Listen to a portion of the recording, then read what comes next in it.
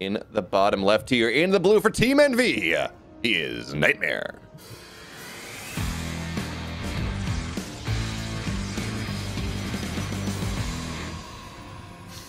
I never. How long is the little song thing that you do? I actually don't know. It's like 3.5 seconds. Okay, I think I'm waiting too long then. All right, top right. This guy is in a bit of a pickle in these Super Tournament qualifiers. His name is Trap. I forgot you actually have the sound thing. I'm talking over right now. I'm so sorry. Well, I was gonna continue talking, and then I was like, wait a minute. There's that you're doing that thing. Anyways, can I just? Yeah, I'm just gonna talk. You're fine. You're good now. Excellent. Professional caster right here. So Trap has been having in this Super Tournament qualifiers that's been being casted over 2 days. That happened like a couple weeks ago. One of his worst, I think, qualifying series in a long time. He's been getting only PvP the entire way. He got it was 0-2'd by Zest.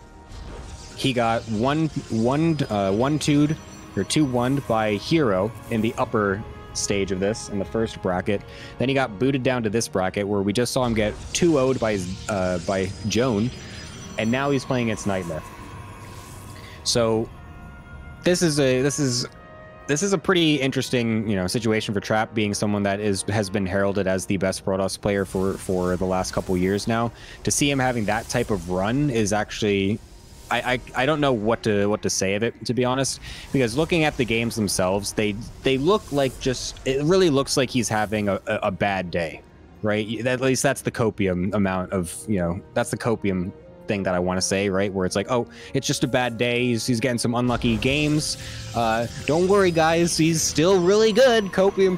Like, but it looks like that, right? Because some of these games that I saw yesterday as well, the ways he's losing are very awkward and very weird, and just like it doesn't look like mistakes that he would normally make. It looks like it's just a set of bad tilting PvP series, and then to see you're continually going into yet another PvP series after it each time, it really feels like this is his mentality breaking yet again. So here we are in his, I think, 4th or so PvP series. Let's see if this one is the one. Well, you know, I feel so bad because everyone talks about, you know, Protoss race distribution. This tournament is going to give people so much leeway because, you know, we have all the Protoss knocking each other out. Group A is a 4 Protoss of the losers bracket, and it's going to be even worse. I believe the top side had, it had Zest in there too, and Hero. So just all the Protoss players self-cannibalizing, but it's going to give all the power. Has a nice trap here from Nightmare. He's going to get a Stalker for just about free. And there we go. Now the depths are going to shade in. This makes things a little bit more complicated. So 1 for 1 here, but even still, not exactly where you want to be here for Trap. He wanted to have a little bit more power to that push, but even still, the Zealot, or excuse me, the depths is not taking much. Oh, and he gets the one in the last second. Wow. I do not blame Trap for letting that finish at all. That was beyond close. That was literally the last possible fraction of a nanosecond or whatever that Nightmare could have got that down. I was sure that Trap was actually getting in there. That was incredible. So really nice by Nightmare to very much limit the early pressure that Trap's trying to put onto him here. Not really much at all. His expansion is going to be ahead as well. Trap, though, is going for Oracle behind this. He already has one out. Second one is on the way. So he will be trying to go for the yield 2 Oracle into win strategy to bypass the battery healing.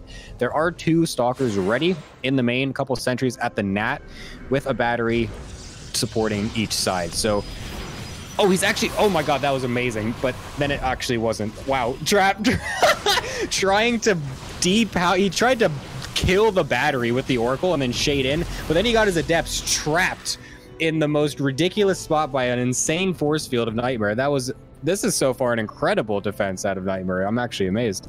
Yeah, that was so cool. So he's going to do that thing where you try to force this really, Oracle's going to go down too, where you force this just really uncomfortable situation. You get Oracle in the main, you got 2-3 Adepts in the natural, and you just got a Protoss player that is hopefully panicking. But Nightmare, you know, he's seen this before. He was well prepared. And the big thing, by the way, in the natural as well, those force fields meant that assassin squad that normally is going to knock down like all those sentries, none of them could get in range. They were locked into the corner, so no sentries go down. Only one takes some damage. The Oracle ends up going down because Stalkers are out on the map. And yeah, Trap, unfortunately, has kind of trapped himself into a game where, you know, he goes for this early tech and tries and delays things because he's just going to annihilate Nightmare's main and natural mineral line. But instead, Nightmare is very happy with things. He has a, actually does not have a worker lead, surprisingly enough, but he does have a tempo lead.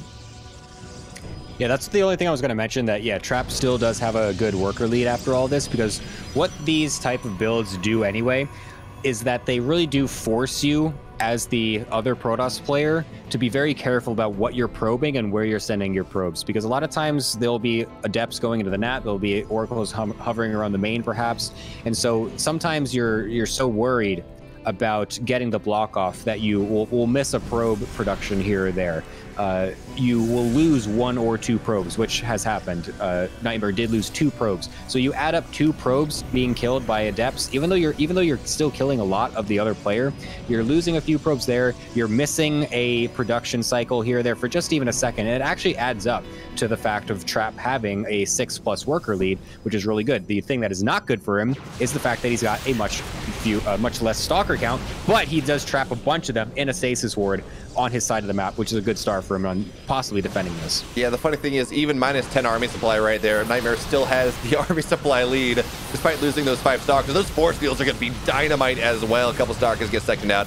Sentry as well, and you know what? The stasis trap is just about done, so Nightmare taking a positive trade here, even win down those stalkers, but now he's got his entire army, a massive concave outside of the natural. Yes, there's a third base for Trap, but I'm not sure how much it's going to matter. Shield battery overcharge has been popped, but it's done now. It's dusted, and stalkers, they're going to blink on in. There's no static defense anymore. It doesn't matter. And we're gonna have to see whether Trap can hold, but you know, Gemini, I'm not what's the word I'm looking for? It's not looking good. Trap goes down game 1. The flaming basketballs, yes, dude, I hate this new logo that they've got here. It's just really not. It's Kwangdong, by the way. Kwangdong Freaks is now the name of Trap's team. He is still using the Africa Freaks logo because StarCraft players are actually the worst at updating anything about teams at all. In fact, Dark is still on the fake Gosu crew clan tag on Korea. So yeah, anyway, so the new rebrand is pretty rough. I agree. The baseball logo that actually looks like it has a basketball on it, the colors that are not great. We were talking about this before this went live. It's just really not great. Oh, that was, you know what's really unfortunate? I was gonna pan over to Trap. It's like, look, well, you know, yeah, he's still got the old clan tag, that's fine, but also we can still appreciate the better logo. Well, he doesn't have that. Nope. Spinning, so never mind. Nope. We're just sad. Nope. Yeah. But you know what I will say, you know, players notoriously bad at hiding anything with their clan tags. I mean, we had all the Jin Air folks playing under Team NV like 3 months before that got announced. That was great. That was amazing. But like the thing is though, it was the NV, like, because like Koreans in general are like that, where they join clans and it doesn't really mean anything. People will be on teams, but then just join like into the clan and stuff like that. There was the Endai clan from Brood War and stuff like that. This is what happened a long time. So it's not our fault for not realizing, right? Because it's the boy cries wolf situation where they do it for 20 years of just joining random clans and it doesn't actually mean anything, and then the one time it does mean something, everyone on Reddit's like, hey, I was right. We did it. And it's like, no, you didn't really figure anything out. Like, I don't know. Well, you know what I will say, if you go back in my VODs, the first tournament that I noticed, I was talking about it, but you know, that's just because I have less experience in Korea, so it's fine.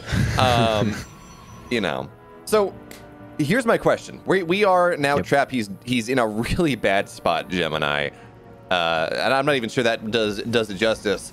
If he is going to win this game, if he's going to win this series, what are we looking for the man, from the man? Well, he's off to a decent start this game because Nightmare is going for a very defensive opening and tried to get a probe rescout on the nat to make sure that there is actually a natural there. He didn't actually get it. Trap did deny it the split second before the probe was able to get in to confirm it. He will only see it now. And so up until this point, though, Nightmare's been in the full defensive mode. He's getting a frontal battery. He's getting a battery at the main as well. He's going for a full 5 Stalker, 3 Sentry. This is a very defensive opener out of him to try and potentially defend whatever stuff that might be coming at him if there was no Nexus. He's actually going to walk across the map, which is a very strange decision. I think that's entirely not correct. I think he should be going back home at this point, just maybe denying the hallucination scout attempt there. But that at least will give Trap a nice little advantage. As you can see, he does have a 4 to 5 worker lead going into this mid game. So at least that is going well for Trap into this series right now. And he's also got the fast blink over the Robo. So he's looking pretty good right now. Yeah, and even bigger, he's going to see immediately when that War Prism pops out. So he's going to get a good scout here on the light pressure that's going to be coming out from Nightmare. I mean, it's not massive. He only has 2 gateways. There's not a lot of tech behind this. But he is going to try to make something happen here. Maybe catch Trap off guard, as has been happening. Oh, wait, he's not going to elevator in the main, is he? I was thinking he was going to do a Leold force field, but it's actually going to be the double adept harass. But there are stalkers waiting, but they get moved at the last second. Oh, the timing. Oh, but he realizes it. Okay, he goes back. We'll be able to deny that for now, so that's very good out of Trap. Excellent awareness. That was insane. That almost was the worst anti-timing ever. But Nightmare will get completely deflected, seeing the large amount of sentries and stalkers and batteries from Trap himself. So what that will at least do, actually, it's not even going to do that. I was going to say it was going to even up the probe count as Trap kind of paused probes for a second there, letting Nightmare catch up. But it didn't actually do that because now there's also Adepts going into Nightmare's main base. So this is going extremely good for Trap. This is such a switch from a lot of the last couple games that he's been playing where he was having no luck at all in the early game. And it's so satisfying seeing a Protoss player get those Adepts in the main and actually pair the shots up properly. I feel like half the times I see this happen, you're like, great! 2 Adepts to the main, it's a disaster. And then the shots don't get paired, and nothing dies. And you're like, great, well, okay. So this is once again proving that Trap is by far the greatest Protoss player to ever exist, probably the best player to have ever played this game of StarCraft, or any video game in general. And just that Adept pairing right there, that's the proof you all needed, folks. Yes. Everything that's happening right now. Yeah, I guess all the 5K ladder players that I play against are also the best players that ever existed ever. So, yeah, based off of that alone.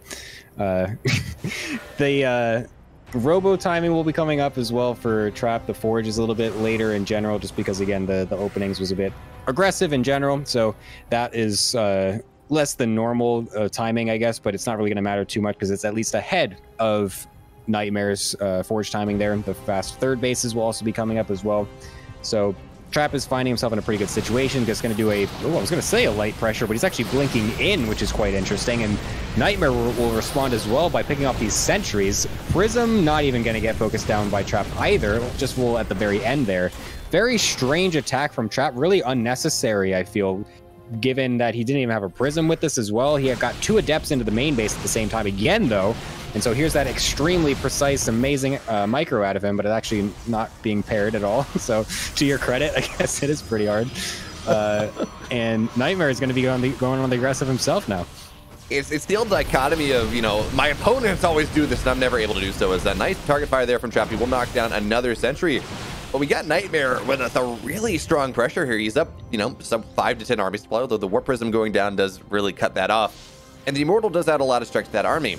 But to go back to that last fight, man, that was really weird from Trap. We saw him go in on the left side, you know, on the third base, try to, I guess, drag the Stalkers away from any static defense. But his sentries are really lagging. And, you know, when we're looking at light pressure like that, you want that Guardian Shield. You really need those force fields to make sure that you can take the positive trade.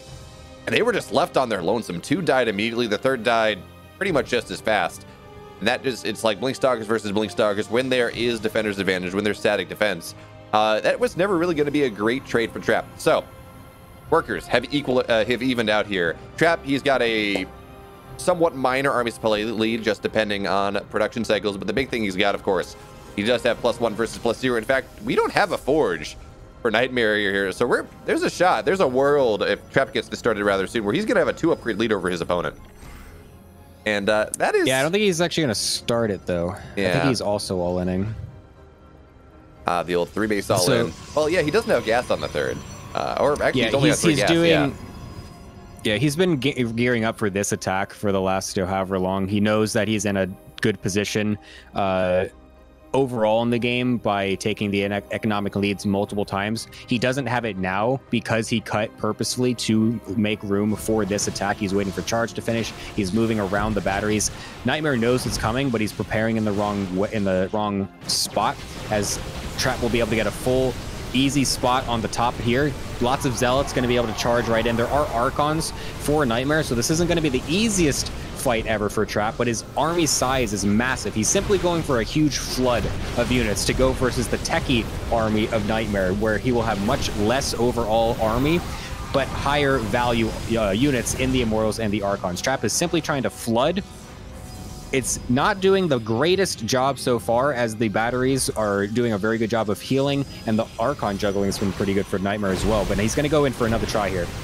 Yeah, look at that hold position micro as well. Just make sure that the Zealots ideally don't connect on top of the Archons, and a bling forward is going to knock down the Warp Prism, so we got a little bit more micro potential for Trap's army over Nightmare, but Nightmare with the flank and the probes as well. The Immortals are starting to go down. The Stalkers will get the Warp Prism, and this push from Trap has been held. In fact, you know, it's not a trap for Trap, or for Nightmare, it's a trap for Trap. It's all the tech of Trap is dead. The Zealots are dead. Pretty much all the Stalkers are dead. He will be forced back here, down for a moment, down 30 supply.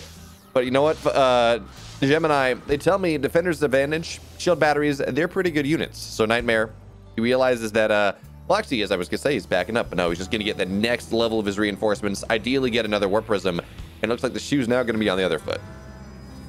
Yeah, the no Warp Prism is what's really keeping him from attacking here. He really feels kind of sketched going in, even though he doesn't feel like he does have the army supply lead, which he does, and rightfully so. He should think that the upgrade lead is obviously going to be helping Trap quite a lot. Trap actually messed up pretty big there in putting the Prism too far forward to try and juggle the Immortals with the blink off cooldown, and allowed Nightmare to actually snipe it with an Immortal in it as well. So that was a pretty big mistake out of Trap. The Warp Prism is now here for Nightmare, so it will allow him to continue pushing into this now. There's plenty of batteries all around for Trap to help with this. A couple of Zealots going to get segmented off into the Nat while he continues to sit in the top here. This is a really good move out of Nightmare. But time is on Trap's side, as he's also starting +2 here now. So as this game continues, this is only going to get better for Trap, as again, the probe count was equaled in that last engage as well. So everything is situating for Trap to be better in about 2 minutes. He just has to sit here and delay as much as possible, and he's doing an incredibly good job of that, of not actually letting Nightmare get any fight picked off in the way that he wants. He killed off a lot of the Zealots trying to go into the Nat. He's now getting the full concave setup as he pushed Nightmare away as well. This is extremely well done by Trap, actually, to delay this much time to get just as many units as possible out to hopefully get this engage going his way. Yeah, the one thing I'm looking at here is 6 Archons to 2 against an incredibly Zealot-heavy army. So yeah, that army supply for Trap, it has been coming back, but it's really not all that effective one. Notice here, Trap, I mean, he's hold positioning on all those Zealots. He knows he really can't take the best fight. I mean, again, with those Archons forward, they're all going to evaporate. But as you said, man, what a great job here, just making sure that he does not die, making sure that Nightmare doesn't really force him into such an awkward position. And he's going to survive. +2 is now, you know, 15 seconds, 20 seconds from completion. He's got the third base up. Worker supply is even. Army supply is even. And, wow. What a hold there from Trap. Yeah, the ability to bounce Nightmare back and forth there, really making him not feel comfortable engaging in any side while he was trying to just, you know, pick away a little bit, was really, really well done. He Trap was able to just kind of pick away at whatever he could that Nightmare was shedding off there, and it over time allowed him to get a little bit more. We're actually just going to have an engage out of nowhere, basically. The armies just crossing into each other. Trap is trying desperately to keep his Zealots away from the huge Archon splash, trying to get as much value out of his units as possible. But it doesn't really matter, because the entire army size of Trap is so much larger. There's so few Zealots out of Nightmare that it allows the rest of Trap's Zealots to just engulf everything else. And with a decent amount of pullback micro here and there and repositioning, will allow him to escape with a fairly decent engagement, all things considered, and will also result in a canceled 4th base out of Nightmare, while he is getting his own 4th base on the back end too. And yeah, and for the first time in this game, at least first time at all, we got a Zealot lead for Trap as well. So no longer is this like, well, it's 7 Archons to 2. So the Zealots of Trap really can't engage. Now he's in a much better position here, although Nightmare will drag the entire army of Trap back with that 1 Zealot. Man, what a value Zealot indeed. But we do have transitions. And actually, Nightmare's getting hit his transition just a little bit quicker as well. Sorry? I didn't think Trap wanted to continue that fight. I think it was a little too close, especially with that many batteries. I think he wanted to go back anyway. But well, this is fun. We got a nice Immortal hit squad in the main base, and actually, it's going to get the Templar Archives. So no more Archons for a while here. Zealots will show up to defend, but yeah, Hardened Shield is going to say nuts to that. And the Zealots will be knocked down as well. So Nightmare looking for a little bit to harass here. Not all that successful. Trap getting a pylon, getting that Templar Archives is going to be a much happier boy. And most importantly, his fourth base is up. It's been mining. It was not pressured at all. Meanwhile, Nightmare had to cancel one. His other one is under, you know, the smallest of pressure, but at least he's at least Trap is letting Nightmare know that Trap knows that Nightmare knows that Trap knows that the base exists. Something like that. We got disruptors on the way as well. Yeah, that's the problem here. Also, the DT harass all of coming out of nowhere as well for Nightmare. It's going to cause a little bit of havoc for Trap here on this fourth base, but he will clear it out pretty easily. The thing though is the disruptor count, and that disruptor count has been getting pretty large already. We're already at 3 with a fourth coming out here for Nightmare. This was happening much earlier than Trap. Trap was not the one going into disruptors first, so if anything can get Nightmare back into this game, it is going to be the disruptor switch. You don't need upgrades for disruptor balls, so as long as you can get those hits going, you're going to be in a better position. Trap did go double robo on the back end, so he will be able to catch up quite quickly. I think, actually no, yeah, Nightmare is only on 1, is on 2 as well, but it's just that his money isn't, well, actually he's got a lot of money too. I'm not sure why he's not making any disruptors right now. A little bit of a mistake there. Oh, the disruptor shots at first from Nightmare are massive though, getting off on a lot of Zealots and disruptors, making it very, very difficult for Trap to want to continue this, but he's going to try it anyway, going for a split of an army, getting another disruptor shot off on him, but Trap is going to respond with his own disruptor shots going off of and everything, and this fight is just absolutely chaotic with not much left but Stalkers and Archons from both sides. This is extremely back and forth. Nice pickups by Trap to dodge that last disruptor shot there, and it seems like after all of this, though, the fight barely goes into Trap's favor with these reinforcements if they come forward a little bit. There we go. So Nightmare, after getting the most insane disruptor shots to start this off, will actually lose the fight. A lot of this is to the +2 as well. The +2 versus +1. After the disruptor shots are all gone and it's just the armies fighting each other, that's massively benefiting Trap. I'm actually amazed that Trap is somehow still in this based off of that horrendous start of that fight. What a masterclass of a back half of that engagement. I mean, you said it. Those disruptors killed, what, 20 army supply worth of units? You know, massive amounts of stuff. All the or at least a lot of disruptors of Trap going down, Zealots, Archons, all the good stuff here. But that surround and just the micro everywhere. I mean, it's like, how do you cast that one? Explosions, loud noises. But at the end of the day, Trap just barely pulling through. So he is still alive. He has been mining off that fourth base for longer. He's going to get on top of the fourth base of his own disruption shot. Oh, he's going to get the 1, but not the 2.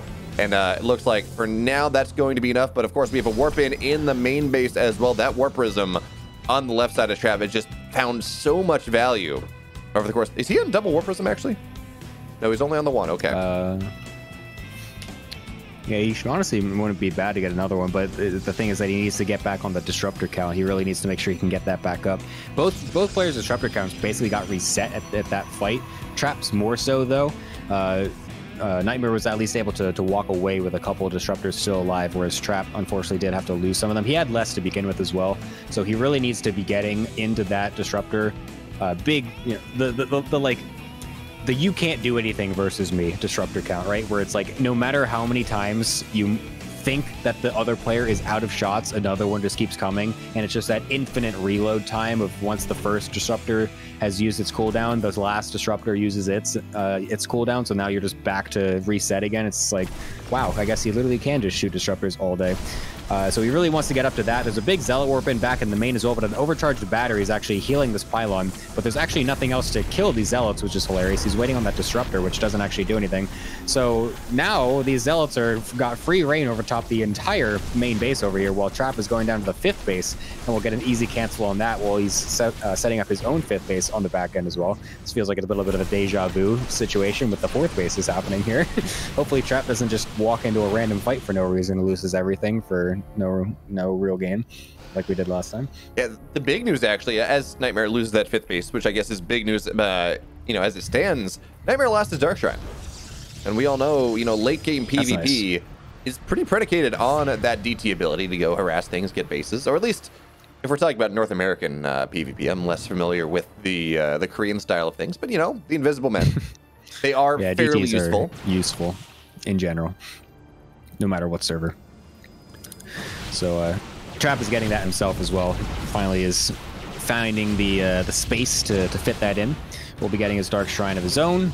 Nightmare never remade his. There's a fight going on at the third base over here, and that was very close. Trap barely getting the first shot on another big shot from Trap as well.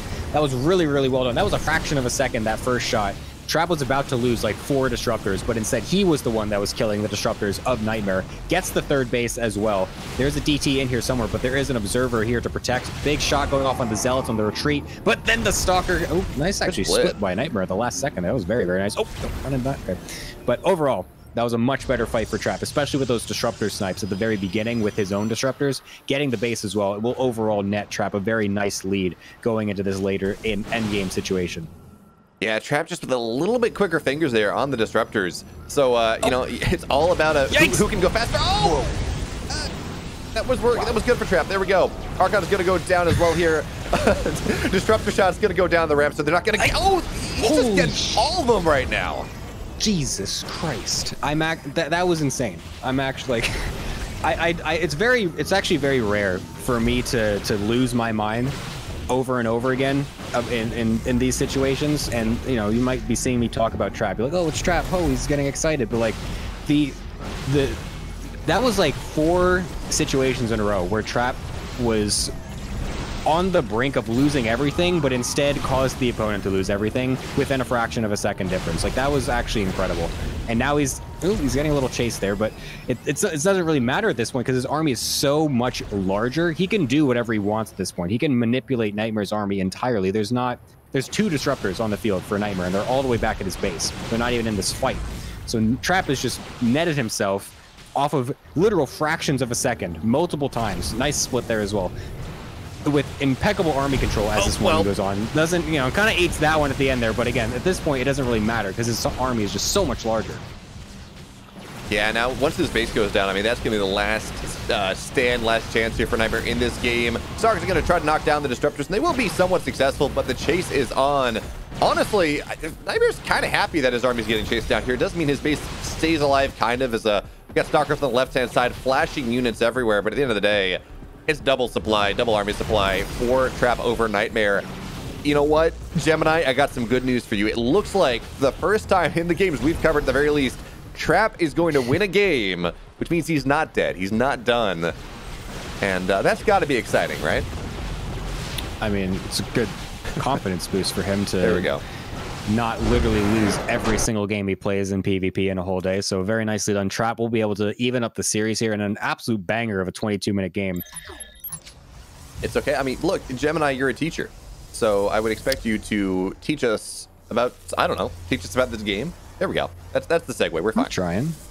Yeah, that was a great segue. That was perfect. I'm doing my best to try and teach you as much as I can. So to go on to that, look, we're into the game, and we have a double Stalker opener out of Trap. We have a Stalker Sentry opener out of Nightmare. 2 very normal PvP openings. Trap is going to be the one that is going to try to be maybe a little bit more aggressive with the double Stalker. That's what that does. The Stalker Sentry is the very defensive one. You're never going to see a Stalker Sentry walking across the map as the first 2 units. They're always going to be defensive. Nightmare in general has been being very defensive in this whole series. 3 out of 3 games he's opened for this opener and has been trying to just deflect anything that Trap might try to go for. Trap in general is someone that is going to be wanting to be as aggressive as possible in the early game. Generally will mix in a lot of the double Stalker, double Adept, the 4 Stalkers openers instead of going the more passive Sentry Stalker ones. This game he is going to follow up with a double Sentry, so this is one of the more outlier games for him where he will be being a bit more on the defensive side, just wanting to get into things nice and simply without trying to get any crazy aggression going, because Nightmare has done a very good job, all things, you know, I don't want to say all things considered because Alexius is going to meme about that. Given what we've seen, there we go, varying that vocabulary, this series, Nightmare's been very good at deflecting the early pressure out of Trap. Yeah, I think also one thing that maybe Trap has proven to himself, first of all, I think he absolutely woke up in the second half of that game too. I mean, you know, yeah, first half of the day, you know, the first group of qualifiers, maybe not like great. Again, Zoun, uncharacteristic mistakes, but he really showed us the trap that we know him to be in the second half of game 2. So I think he kind of, A, that's got to give you a lot of confidence, finally. B, kind of proved himself as like, look, if this game goes to 20 minutes, I'm probably winning it regardless. So all I got to do is make sure that Nightmare does not kill me with some weird timing. And we're going to have to see what that's going to happen, because Nightmare, this is a one-base build. It is 3-gate robo as he looks to move out. And, you know, Trap, he does have one shield battery. He's got a couple more on the way. He has scouted this in its entirety, but he is only on 2 gateways, and there is no tech. He's got Blink underway, so, you know, he's effectively down 2, well, I guess 1 production structure. You're not really building anything else out of that robo. We're going to have to see whether he can survive the extremely committed pressure from Nightmare. Yeah, this is actually a very meta build, because Nightmare went for Sentry Stalker opener, like I said, and that's not an aggressive opener, as I said. It's entirely a metagame here to go into a 3-gate robo off of that. This is entirely mind games. It's a very cool build by Nightmare to try to go for this, and what this does allow him to do is go for the Sentry in the main. The problem is he doesn't have Blink, so it's going to take a really long time for him to get any of this stuff up here. There's only enough energy for 1 force field as well, so Trap recalls to get past the force field here. But it's not going to matter because there's no follow-up force field, so we can just walk back down to the net anyway. So this has just basically been a waste of time out of Nightmare, and a waste of Sentry energy as well. Loses a couple Stalkers here as the Prism was quite out of position, and great force fields out of Trap. The batteries are up, there's plenty of energy on them. Nightmare, is losing, okay, doesn't lose his War Prism there. But basically that was a very cute attempt at a Nightmare that actually netted him negative amount of points in this game, because it only allowed Trap to get a better situation for him going through. And this is a very, very simple defense from Trap from this point on, I think. Yeah, Blink's about 10 seconds from completion as well, so we're going to see that. We're probably going to see the Warp Prism go down at that time. And even still, I mean, the Warp Prism micro, the hot pickup micro is good. It's not great. The Warp Prism is down. Everything is down. Gemini. There we go. There we go.